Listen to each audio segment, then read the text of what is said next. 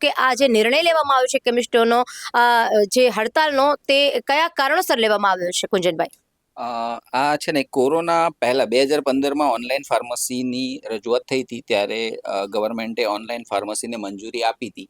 અને કોરોનામાં એવા બે નિયમો હતા જેના કારણે લોકોને આસાનીથી દવા મળી શકે, ઘર બેઠા બેઠા દવા મળી શકે. તો એક હતું કે ડિજિટલ ડોક્ટર કાઉન્સેલિંગ, જેમાં તમે ઓનલાઈન વિડીયો કોલથી ડૉક્ટર કાઉન્સેલિંગ કરે, પ્રિસ્ક્રિપ્શન લખે અને પછી એ મેડિસિન્સ ઘરે બેઠા દર્દી મેળવી શકે.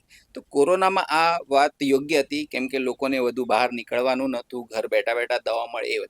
પણ એ જે એ કરવામાં આવ્યું હતું એ હજી સુધી ચાલુ છે 2026 સુધી. અને એનો ગલત જે છે ઉપયોગ થઈ રહ્યો છે. ઓનલાઈન ફાર્મસી ધડાધડ ઓપન થઈ રહી છે આના નિયમ અંતર્ગત.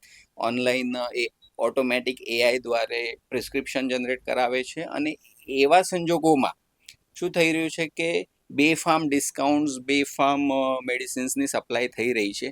તો એના કારણે જે લોકલ કેમિસ્ટ, જે કોરોના વખતે તમારી સાથે હંમેશા ઊભા રહ્યા અને જે હંમેશા તત્પર રહે છે, ઇમરજન્સી સેવાઓમાં તમારી સાથે હંમેશા ઊભા રહે છે, એ ક્યાંક ને ક્યાંક ડિસ્કાઉન્ટના આ કોમ્પિટિશનમાં ખોવાઈ રહ્યા છે, એ હેરાન થઈ રહ્યા છે.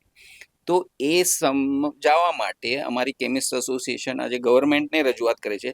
હાલાકી બંધ રાખવું એ નિર્ણયમાં હું સહમત નથી કે મારા પેશન્ટ્સ હેરાન થાય, મારા પેશન્ટ્સ દવા માટે ક્યાંય અલગ અલગ જગ્યાએ ભટકે, કેમ કે આ ઇસેન્શિયલ કોમોડિટી સર્વિસ છે. એના માટે આખો દિવસ બંધ રાખવું યોગ્ય નથી.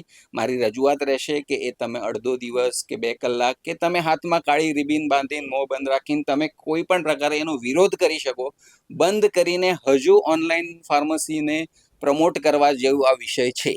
આપના પોતાના પ્લેટફોર્મ લલકારને લાઈક કરો, ફોલો કરો, સબસ્ક્રાઇબ કરો અને શેર કરો.